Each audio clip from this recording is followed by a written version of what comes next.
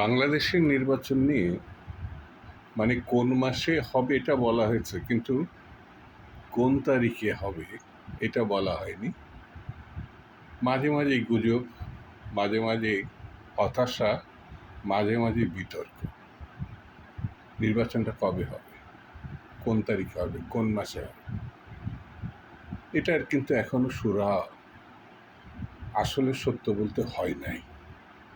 যেদিন সরকার তাদের পক্ষ থেকে নির্বাচন কমিশনকে সুনির্দিষ্ট তারিখ উল্লেখ করে বলবে ব্যবস্থা নিন, কারণ নির্বাচন কমিশন ইতিমধ্যে কিন্তু বলে দিয়েছে তারা সম্পূর্ণ প্রস্তুত, দেশের মানুষও প্রস্তুত, আমার ধারণা সকল রাজনৈতিক দলও প্রস্তুত। সরকার প্রস্তুত কিনা এই বিষয়টা একটু পরিষ্কার হওয়া দরকার।